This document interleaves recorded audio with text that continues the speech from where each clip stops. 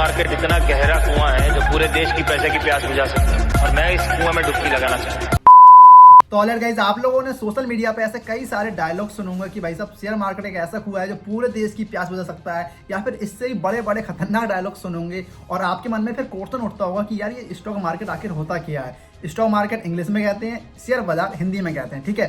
But आप लोगों को अगर कंफ्यूजन है कि भाई साहब ये क्या होता है, इससे लाखों रुपए कैसे कमाते हैं, मतलब ये टोटल मिला के है क्या, तो इस वीडियो में मैं आपको बिल्कुल हिंदी भाषा में, बिल्कुल देसी भाषा में बताने वाला हूँ कि आखिर इस स्टॉक मार्केट का काम क्या है, लोग पैसे कैसे कमाते हैं और ये क्या चीज़ है, ठीक है। तो इस वीडियो को पूरा देखना, एंड तक देखना। बट उससे पहले चैनल पे नए हो तो चैनल को सब्सक्राइब कर देना, क्योंकि हमारे अपने यूट्यूब चैनल पर ऐसी कमाल की वीडियोस बिल्कुल सरल भाषा में आती रहती हैं, जिनसे आपको काफ़ी जानकारी मिलती है, हेल्प मिलती है और आपकी नॉलेज बढ़ती है, ठीक है। तो फटाफट चैनल को सब्सक्राइब कर दो, लाइक नहीं करा तो प्लीज़ लाइक जरूर कर देना, ठीक है। तो आइए वीडियो को स्टार्ट करते हैं।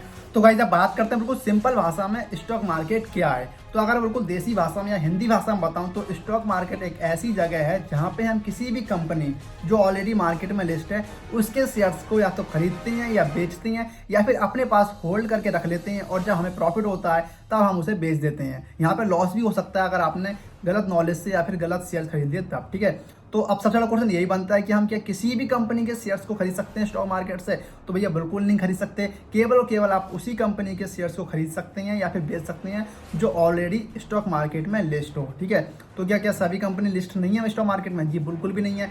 और किसी भी कंपनी को अगर स्टॉक मार्केट में लिस्ट होना है तो उसके लिए उसे आईपीओ जनरेट करना पड़ता है, मतलब पब्लिक के बीच में अपनी कंपनी का आईपीओ लाना पड़ता है। लेकिन आईपीओ लाने के लिए भी कई सारी गाइडलाइंस हैं सेबी की, और सेबी एक ऐसा डिपार्टमेंट है जो पूरे इंडिया के स्टॉक मार्केट को कंट्रोल करता है। यानी कि जितने भी रूल्स हो गए, रेगुलेशंस हो गए स्टॉक मार्केट से जुड़े हुए या फिर फाइनेंस से जुड़े हुए, वो सेबी के थ्रू ही देखने को मिलते हैं। और अब गाइस, सबसे बड़ा क्वेश्चन ये बनता है कि एक आम इंसान जो भैया किसी गांव में रह रहा है, किसी शहर में रह रहा है या फिर छोटे से कस्बे में रह रहा है, तो वो क्या स्टॉक मार्केट में किसी भी कंपनी में इन्वेस्ट कर सकता है या फिर किसी भी कंपनी के शेयर खरीद सकता है, बेच सकता है? तो जी हाँ, बिल्कुल खरीद सकता है, बेच सकता है। बट उसके लिए उसके पास थोड़ी बहुत चीज़ें होनी चाहिए, यानी कि कुछ टूल्स होने चाहिए, यानी कि सॉफ्टवेयर ऐप्स होने चाहिए, क्योंकि यार मोबाइल या लैपटॉप पे आप किसी ऐप्स के थ्रू ही स्टॉक मार्केट में इन्वेस्ट कर सकते हो या फिर ट्रेड कर सकते हो, ठीक है। और सेकंड चीज़, अगर आपने कोई ऐप ले भी लिया है ब्रोकर के तौर पे, तो आपके पास एक अच्छा डीमैट अकाउंट होना चाहिए, जिसकी हेल्प से आप किसी भी कंपनी के शेयर के साथ ट्रेड कर सको, यानी कि उसको ले सको या फिर बेच सको, ठीक है। इसके अलावा गाइस, अगर सिंपल भाषा में समझाऊं तो स्टॉक मार्केट में दो टर्म सबसे ज़्यादा यूज होती हैं। पहला है ट्रेडिंग, जिससे आज हर घर में हर बंदा लाखों रुपए कमा रहा है। मतलब सोशल मीडिया पर जाओगे तो हर कोई यही शो कर रहा है कि भाई साहब उस ट्रेडिंग से वो महीने का मतलब बहुत अच्छा कमा रहा है। और सेकंड टर्म में जो होती है इन्वेस्टिंग। तो सिंपल भाषा में अगर मैं ट्रेडिंग को समझाऊं तो ट्रेडिंग की प्रोसेस ही यही होती है, मतलब यही चीज़ होती है कि आपने किसी कंपनी के शेयर को खरीदा और सिंपल सा उसे बेच दिया, मतलब प्रॉफिट जनरेट करके।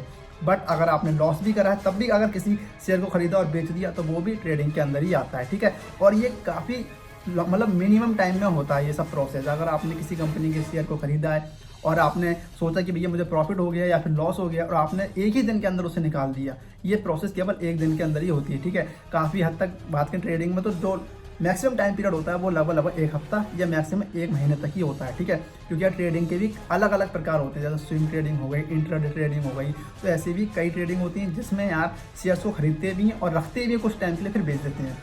वो आता सब ट्रेडिंग के अंदर ही है। अब सेकंड टर्म जो होती है आपकी इन्वेस्टिंग। इन्वेस्टिंग में क्या होता है कि अगर आपने कोई शेयर खरीदा है तो उसे आप एक लॉन्ग टर्म में अपने पास होल्ड करके रखते हो, चाहे वो कोई भी कंपनी का शेयर क्यों ना सही, क्योंकि आपने रिसर्च करी अपने नॉलेज के बेस पर और आपको लग रहा है कि हाँ ये शेयर्स जो भी मैंने खरीदे हैं वो मुझे प्रॉफिट दे सकते हैं इतने टाइम के बाद, जो भी मैंने जिस भी प्राइस पे खरीदे हैं, तो वो एक इन्वेस्टिंग के अंदर आता है, ठीक है। ट्रेडिंग बिल्कुल शॉर्ट टर्म में होता है, इन्वेस्टिंग हमारी लॉन्ग टर्म में होता है और वो हमें अच्छा खासा पैसा बना के भी देती है, मतलब 90% इन्वेस्टिंग अच्छा रहता है, ठीक है, अगर आपने कोई अच्छे शेयर खरीदे हैं तो। अब इन्वेस्टिंग का लाइफ मतलब टाइम पीरियड कितना रहता है, तो यार वो आप 4 महीने, 6 महीने, साल, 10 साल, 20 साल तक रख सकते हैं। हो सकता है मतलब जो आज की दुनिया में किसी ने 1900 में किसी भी कंपनी के शेयर खरीदे हो और वो अभी तक अपने पास होल्ड करके रखा होगा, तो वो सब इन्वेस्टिंग के अंदर ही आता है, ठीक है। क्योंकि उस बंदे ने जो भी है उस कंपनी के शेयर्स के अंदर इन्वेस्ट करा था ताकि उसे एक अच्छा प्रॉफिट मिले, तो वो सब इन्वेस्टिंग के अंदर आता है, ठीक है। तो ये स्टॉक मार्केट के कुछ और भी टर्म्स के अलावा जैसे कि आईपीओ हो गया, डीमैट अकाउंट हो गया, और आपके ट्रेडिंग के कई प्रकार होती हैं। इसके अलावा एसआईपी हो गया, म्यूचुअल फंड हो गया, तो ऐसी कई सारी टर्म्स हैं। तो मैं एक एक करके सब पर वीडियो लाने वाला हूँ, तो चैनल सब्सक्राइब कर देना। और आप बाद में देख रहे हो तो चैनल पर जाकर विजिट कर लो, सबकी नॉलेज आपको मिल जाएगी, ठीक है भाई। आई होप आपको ये वीडियो पसंद आई होगी। वीडियो पसंद आई तो वीडियो लाइक कर देना, चैनल को सब्सक्राइब कर देना। मिलते हैं नेक्स्ट वीडियो में गाइस, तब तक के लिए गुड बाय दोस्तों।